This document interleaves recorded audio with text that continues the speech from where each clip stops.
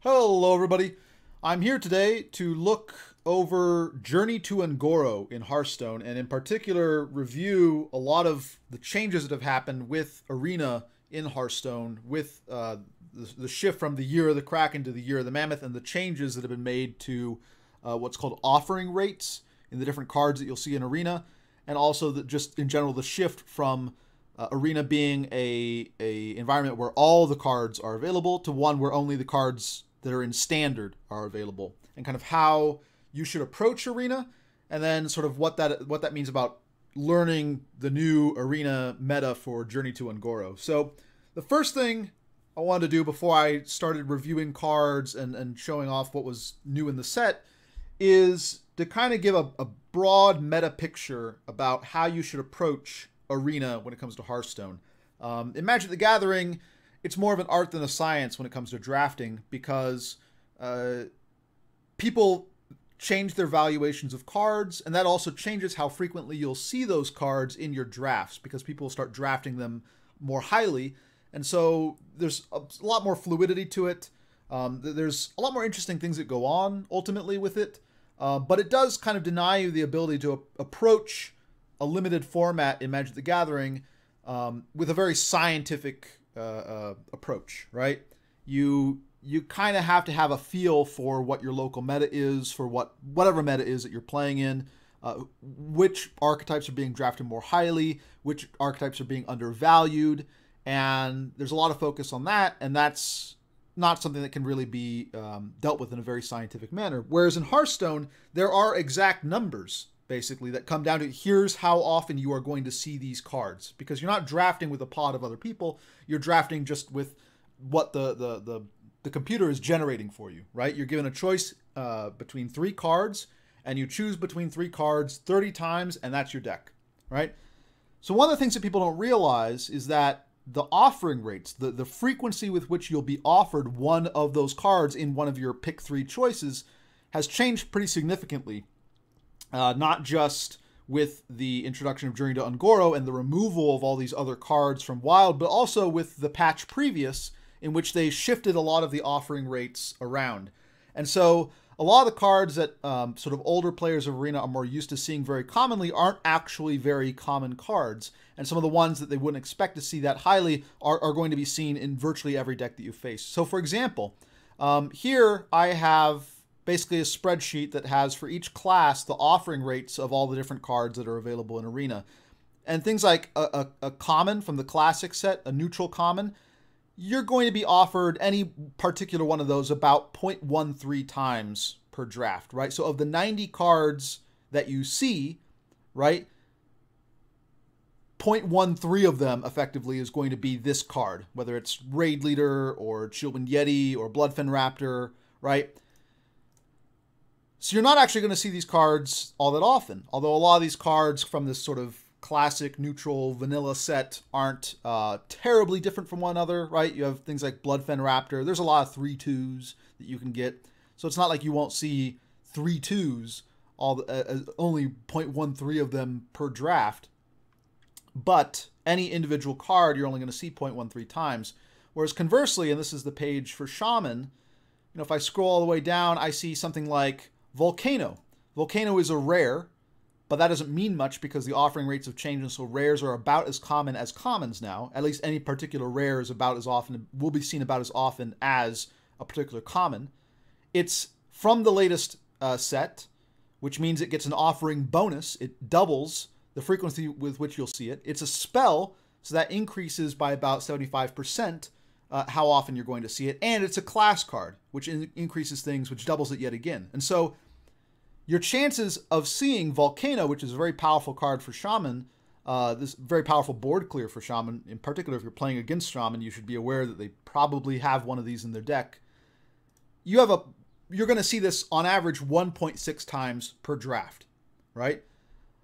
So you can kind of not only play around cards better when you know the frequencies of how often they're going to show up in your opponent's deck, because you have to assume that your opponent is going to draft Volcano when given the opportunity. He'd have to see a pretty good rare somewhere else to really take takes a card over Volcano. It's a very strong card. And he's going to be offered, you know, 1.5 to 2 of them per draft. So he's probably going to see them.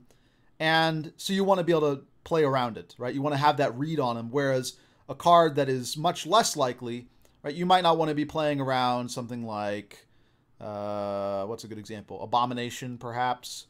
You probably don't want to be playing around Wild Pyromancer as much. Or if we go back to kind of even just spells, right? The chance that you're going to see a Feral Spirit, for example, is half that of seeing Volcano. Because while it is in the Shaman class and it is a spell, it's from the classic set and not the latest set. So the offering rates vary quite significantly across cards. From legendaries in the classic set that are neutral, they have a very, very small rate. You'll see 0.016 of them per draft, all the way to, say, a common shaman spell like Tidal Surge at 1.82, right? So this gives you a good idea of the removal that you want to play around, the combat tricks you want to play around, basically. You know, how often is it going to be that they're going to be able to deal this amount of damage versus this amount of damage, right? If you're deciding between making a trade that leaves a minion at 2 health versus a trade that leaves them at 3 health, well, how often are they going to have spells that deal 2 damage versus spells that deal 3 damage? How often can you extend into a board? And, you know, what is the risk reward for being board wiped? Things of that sort are very important. And they also inform you on how you want to build your deck. If you're going to see, on average, 1.6 volcanoes per draft, then you might want to be a shaman deck that could, you know, take advantage of the upside of Volcano and avoid some of the downside, which is getting your own board wiped, right? So you might not want to be playing a very aggressive tempo shaman. You might want to be playing a more kind of slower type shaman that's looking for, say, value off of elementals or something of that sort, right? It gives you an idea of how often certain synergies are going to come together. So, for example, if you are going in on elementals, how often are you going to have X number of elementals if you're drafting pretty much all the elementals that you can see, right? You can look and say, well, how many elementals am I going to be offered per draft, right? How many of them am I not going to take because I'm just not really that interested in them, right? There's not strong cards. And what does that leave me with? On average, how many elementals can I expect to kind of get per draft? And you can kind of, at the 1/3 point of the draft or halfway through the draft or 2/3 of the draft, you can kind of get a pretty good idea. What are the other cards I'm going to see? Like, am I going to see 2 or 3 more elementals? Am I going to see 1? Am I going to see 4? Can I get there? Right? So knowing these numbers is pretty important. And of course, because of the changes that they've made to offering rates and the differences in frequency with which you see spells versus minions, classic cards versus latest set type cards, certain cards have been banned from Arena. These numbers vary very slightly for each class.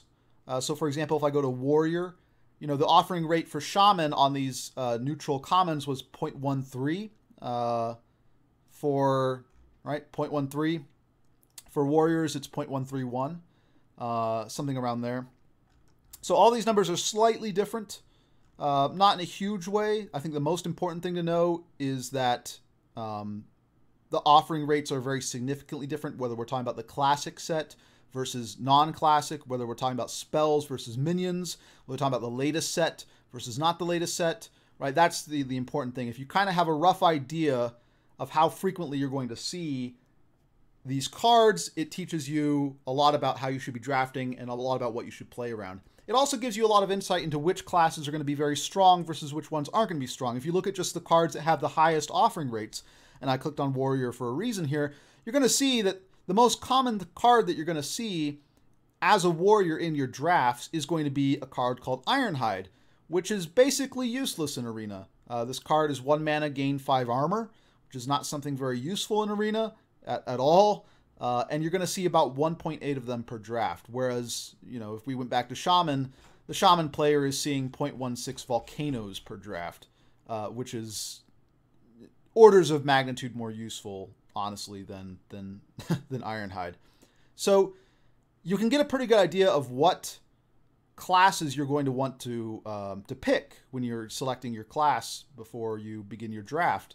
And spoiler alert, for those of you who've been playing Arena, a lot of the classes that were strong from before are still strong now. The offering rates have changed, and so what you'd want to play around and the things that you kind of need to shore up in your drafts, sort of the weaknesses that you need to cover with your neutral cards, that has changed around a little bit, but Warrior has gotten, if anything, worse. Mage has gotten probably better. Rogue is still strong. Paladin is still strong. Right? There's still a lot of the usual suspects when we're talking about the best classes in Arena. But ultimately what you want to do, after you've got sort of an understanding of the offering rates and kind of know how to play Arena, know what to play around and things of this sort, I think what you want to be looking at is sort of more in-depth analysis. And here's my example for the Mage class.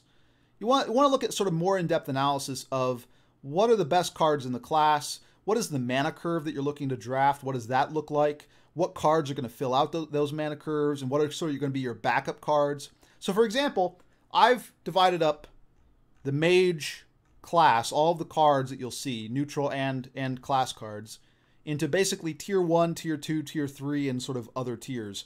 And the tier 1 cards I'm defining as basically the cards where if I counted the sum total of all of the offering rates for these cards, right? Some of them, I'm going to see them at a rate of 0.485 per draft, right? That's what Forbidden Flame is. Some of them I'm going to see at 0.252. Some of them I'm going to see at 0.882, right? If I summed up all of these sort of top cards that I want to see in my draft, the tier 1 should encompass about 30 cards. I'm expecting to see 90 cards per draft, right? 30 is how many I need to put in my deck. So this is a little bit arbitrary because, again, it's not like you're going to get exactly these cards, right? It's not like every single Arena draft that you have is going to have 30 cards from tier 1, right? But this is roughly what I'm aiming to get, right? So the top 30 effective cards when it comes to offering rate, I'm putting in my tier 1. And then I have my tier 2, right? This is maybe another 10 cards or so. Right now I have it at about 8.8 cards because I've kind of been shifting some cards from tier 1 to tier 2 and some from tier 3 as I've played more in the format. And then I've got my tier 3. And this gives me an idea of kind of how deep I am at certain points in the mana curve, right? So for example, how many 1-drops do I have as a mage? Well, in tier 1, which I'm counting Babbling Book, Glacial Shard, Mana Worm, Firefly, and Mistress of Mixtures, I'm going to see about 2 to 2.5 of these cards per draft. And if I count the tier 2 and tier 3, I get another quarter of a card, right? Not much. So I'm looking to have maybe 2 1-drops in my typical draft, selected hopefully from these 5, right? Firefly, Mana Worm, and Glacial Shard making up, a lot of that. Babbling Book just a slightly bit behind, but that's roughly what I'm looking for. Likewise, if I look at the 2s, I've got about 8 cards that I'm looking to get in my curve, right? So my mana curve, this is kind of what's changing what I'm considering tier 1 as well. I'm looking at this mana curve as well, and I'm saying, do I want a deck that has, say, 2 2-drops, or sorry, 2 1-drops, 8 2-drops, 5 3-drops, maybe 5 or 6 4-drops, a couple 5-drops, 3 6-drops, 3 7-drops, and then maybe like 1 8 to 10 mana card. Is that something I want? And as you play the game more and you kind of explore the meta a little bit more, you get an idea, is this too fast? Is this too slow? Right? Am I getting enough value out of these cards to win a game? Am I losing to a lot of tempo decks? And my impression of the format so far is that it's a lot slower than it was before. I think patch 7.1, which introduced a lot of these offering rate changes, slowed the meta down a lot. And the introduction of Journey to Ungoro slowed it down even further, because if I look at a lot of these sort of tier 1 cards, a lot of them are what I would call value cards or defensive cards. Cards that have a lot of, that either get you a lot of card advantage, that's the goal of them, or are good when you're behind, your opponent has control of the board, that are effective in those situations. Taunt cards, things that are sticky and hard to get rid of, cards that draw other cards. This is typically the thing that defines a lot of good defensive value-based play, right, and slows down a meta, versus very aggressive cards, right, that just you play them out, and if you have control of the board and you're able to keep control of the board, they get a lot of value, but if you don't, then they start to lose.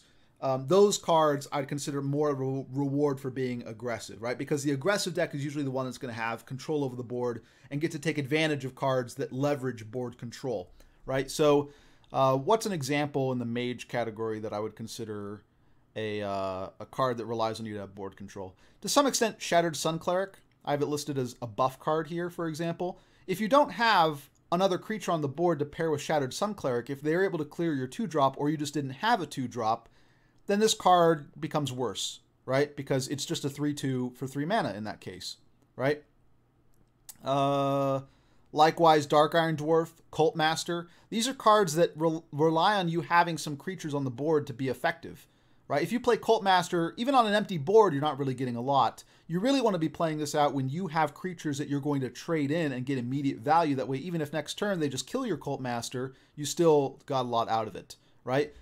Defender of Argus, some of the same story. A lot of buff cards fall into that category. Cult Master kind of counts as one of them. But you have cards that are more defensive in nature, and some of them, like Tar Creeper from the new set, are very defensive in nature. They have more attack when it's your opponent's turn. They have less attack when it's your turn, when you're attacking. And some cards are kind of neutral. Chillwind Yeti is neither really an aggressive card or a defensive card. It's just a solid 4-drop, right? But if you looked at something like Bright-Eyed Scout is more one of these defensive, slower cards. It's a 4-drop that loses stats relative to Chillwind Yeti, but it gets to draw you a card, which makes it very strong. And also that card, its converted mana cost is changed to 5, so if you have a slower deck, you might actually be discounting the value on that card. And if you have a more aggressive, faster deck, you might be hurting yourself by increasing the mana to 5, right?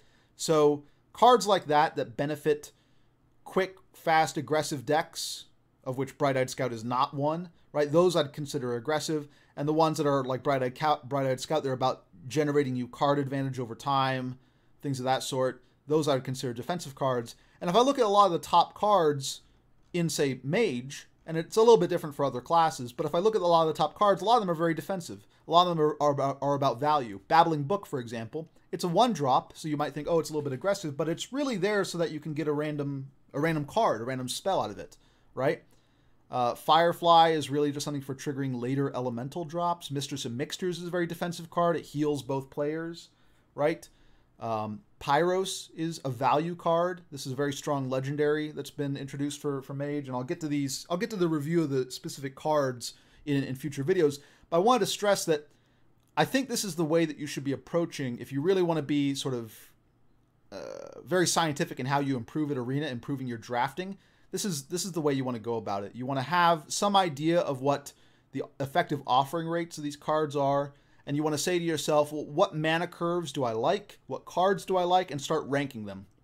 That way, when you go into a draft, you have a pretty good idea of the cards that you're looking to get, and you have a pretty good idea of what you're going to do if you are not finding enough 2-drops, for example, or are not finding enough 5 or 6-drops, right? What are the cards, what are your backup cards that you're going to start considering over these tier 1 cards to help improve your curve? And the more you play, the more you can get an idea of, well, is this curve good, right? Do I want 8 2-drops or do I want 10 2-drops? Do I need to take some of my tier 2 stuff or tier 3 stuff from the 2-drop slot? Do I need to move up Loot Hoarders and Acidic Swamp Oozes and Pompous Thespian and a bunch of stuff like this? Do I need to move them up into tier 1 and drop some of my higher cost stuff from tier 1 and start drafting that way?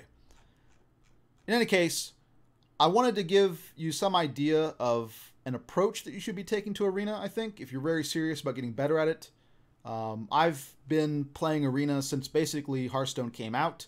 I was in the alpha even and was playing way back then. I've been doing free-to-play and averaging, I don't know, 6-7 wins. I have no idea what it is lifetime, but I'm probably around 6 to 6.5 wins now, I would guess, averaging in Arena, depending upon sort of what time period we're talking about.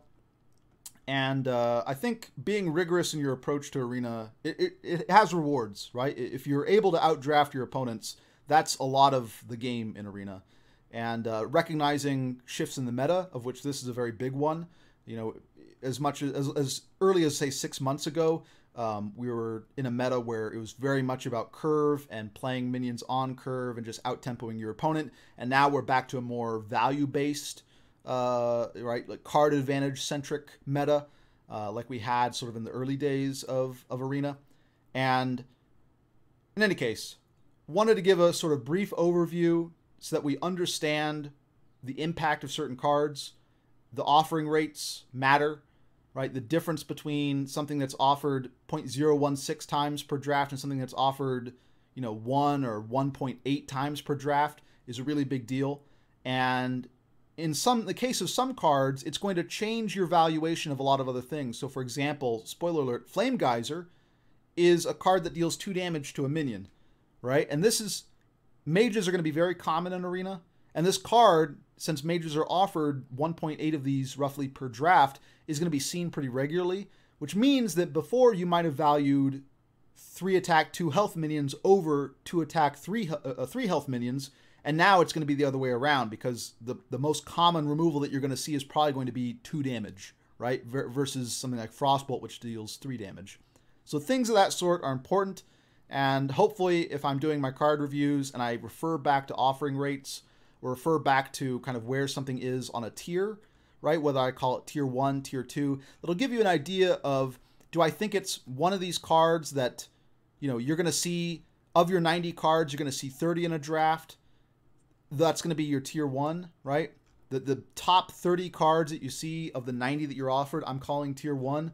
Of the cards that you're like the next 10, I'm calling tier 2. The next 10 after that, I'm calling tier 3. Until you have, the last like 20 cards or so I'm considering pretty much unplayable. Grimscale Oracle, Ice Block, Nat Peggle, right? Things of this sort are really bad. Just wanted to give a rough idea. And then hopefully this video wasn't too boring, just staring at an Excel spreadsheet. But I'll get into card reviews now. And yeah, hope this helps.